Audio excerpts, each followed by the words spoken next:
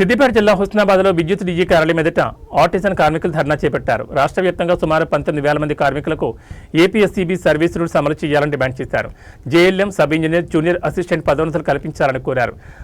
Unmanned distribution కార్మికులను ఆర్టిజన్గా గుర్తించి మిగిలిన వారికి జీవో 11 ప్రకారం వేతనాలు చెల్లించాలని తెలిపారు. వచ్చే నెల 8 సమస్యలు పరిష్కరించకపోతే రాష్ట్ర వ్యాప్తంగా మెరుపు సమ్మె చేస్తామని హెచ్చరించారు. కార్మికుల ఐక్యత సాధిద్దాం సాధిద్దాం సాధిద్దాం సాధిద్దాం కార్మికుల ఐక్యత కార్మికుల ఐక్యత కార్మికుల ఐక్యత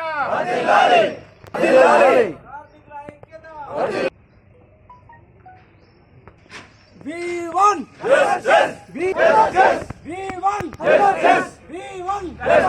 కార్మికుల ఐక్యత కార్మికుల ఐక్యత కార్మికుల ఐక్యత We won! We won! We won! We won! కార్మికుల ఐక్యత కార్మికుల ఐక్యత కార్మికుల ఐక్యత సాధిద్దాం సాధిద్దాం సాధిద్దాం సాధిద్దాం సాధిద్దాం కార్మికుల ఐక్యత కార్మికుల ఐక్యత సాధిద్దాం సాధిద్దాం సాధిద్దాం సాధిద్దాం కార్మికుల ఐక్యత సాధిద్దాం సాధిద్దాం సాధిద్దాం కార్మికుల ఐక్యత కార్మికుల ఐక్యత V1 V1 V1 V1 కార్మికుల ఐక్యత మాట్లాడండి. వస్తాడు ఆయన బయట 5 మినిట్స్ వస్తాడు, ఆయన మాట్లాడతారు. ఎస్పీఎం కార్మికులు ఉంటే వాళ్ళ చుట్టూ వచ్చి మాట్లాడాల్సిందిగా కోరుతున్నాం. ఎస్పీఎం వాళ్ళు ఇంకా ట్రాన్స్ఫర్ రిపేర్ అయితేనే ఉన్నారు, అప్పుడు ఎప్పుడు వచ్చిన వాళ్ళు. ఎందుకంటే వాళ్ళ చుట్టూ ఎస్పీఎం కార్మికులు పని చేస్తా తప్ప పొద్దున్న చెప్పొచ్చినామా అందరు మాట్లాడుతున్నారు. కార్మికులు మాట్లాడితే వీళ్ళని మాట్లాడిన టైం పడుతుంది. కార్మికులు మాట్లాడితే అందరు మంచి 5 నిమిషాలు మాట్లాడితే అప్పటిదాకా మనం కూర్చోగలుగుతాం. చేర్యాల సభ్యుల నుంచి ప్రత్యేక ఆహ్వానం. ఇక్కడ వారి అభిప్రాయాన్ని తెలియపరచాల్సిందిగా కోరుతున్నాం. సలహాలు, సూచనలు, సమస్యలు. ఎందుకంటే చేర్యాల కార్మికుల నుంచి విశ్రామ డివిజన్కు ప్రత్యేకమైన ఆకర్షణ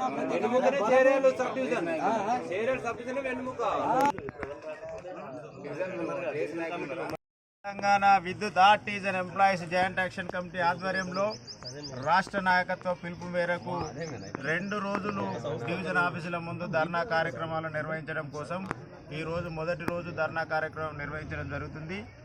వాస్తవంగా ఈ వ్యవస్థలో పనిచేస్తున్నటువంటి కాంట్రాక్ట్ కార్మికులందరినీ గత ప్రభుత్వం విలీనం చేసుకున్నాం అని పెద్ద ప్రకటనలు, పేపర్ స్టేట్మెంట్ ఇచ్చిన మాట వాస్తవం. అసెంబ్లీలో కూడా గౌరవ ముఖ్యమంత్రి, మాజీ ముఖ్యమంత్రి కల్వకుంట్ల చంద్రశేఖరరావు గారు కూడా 23,000 మందిని విద్యుత్ శాఖలో పర్మనెంట్ చేసినామని చెప్పిన మాట వాస్తవం. ఆ రోజు ప్రధాన ప్రతిపక్షంగా ఉన్నటువంటి ప్రస్తుత ప్రభుత్వం, కాంగ్రెస్ ప్రభుత్వం, ఇదే బట్టి విక్రమార్క గారు ఈరోజు ఇదే విద్యుత్ శాఖకు మంత్రిగా ఉన్నటువంటి శాఖ ఈ విద్యుత్ శాఖ. ఈ విద్యుత్ శాఖ లేకపోతే ఏ ప్రభుత్వం కూడా ఏర్పడే పరిస్థితి లేవు. ఈ ప్రభుత్వం, కాంగ్రెస్ ప్రభుత్వం, ప్రజాప్రభుత్వం రావడానికి ఏకైక కారణం కరెంటు వల్ల అనేది గుర్తు చేయక తప్పదు. ఇదే బట్టి విక్రమార్క గారు పాదయాత్రలో, ఇదే గౌరవ ముఖ్యమంత్రి గారు రేవంత్ రెడ్డి గారు ఇదే పాలకుర్తి సబ్స్టేషన్లో కూడా విద్యుత్ సెక్టార్లో పనిచేస్తున్నటువంటి కార్మికులకు చాలా అన్యాయం జరిగింది, శ్రమదోపిడికి గురవుతున్నారు. వీళ్ళు చాలని వేతనాలతోటి గురవుతున్నారు. కాబట్టి వీళ్ళందరినీ తక్షణం మా ప్రభుత్వం వచ్చిన వెంటనే పూర్తి స్థాయి రెగ్యులర్ చేస్తా అన్న మాట వాస్తవం.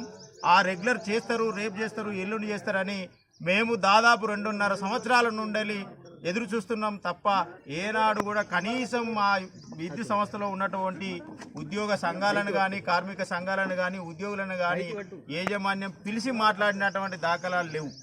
కాబట్టి కడుపు గాలి, కడుపు మాడిన కార్మికులే ఈరోజు ఈ విద్యుత్ వ్యవస్థలో 30,000 మంది కాంట్రాక్ట్ అవుట్సోర్సింగ్ ఎంప్లాయీస్ ఉన్నారు. అందులో ఆర్టిజన్స్ కూడా ఒక 19,000 మంది ఉన్నారు.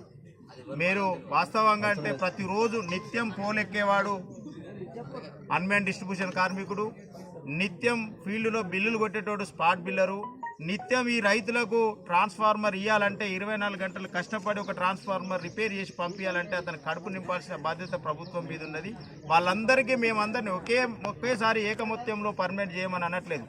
ఎవరైతే అవుట్సోర్సింగ్ ఏజెన్సీల ద్వారా పనిచేస్తున్నారో వారికి జీవో నెంబర్ 11 ప్రకారంగా వేతనాలు ఇవ్వమంటున్నాం.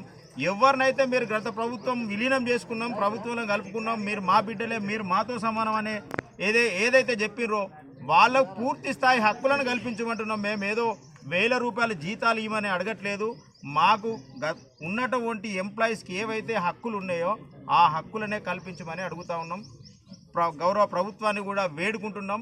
రానున్న రోజులలో ఇంకో వారం రోజులైతే సమ్మె దాకా పోయే పరిస్థితి ఉన్నది. ఈలోపే గౌరవ బట్టి విక్రమార్క గారు మా యాజమాన్యాలు పిలిచి ఈ సమస్యపై తక్షణమే స్పందించి ఖచ్చితమైన న్యాయం చేయకపోతే వచ్చే నెల 8వ తారీఖు నాడు విద్యుత్ సెక్టార్లో పనిచేస్తున్నటువంటి కాంట్రాక్ట్ అవుట్సోర్సింగ్ల సత్తా ఏంటో ఈ ప్రభుత్వానికి, ఈ యాజమాన్యానికి చూపించాల్సి వస్తుంది.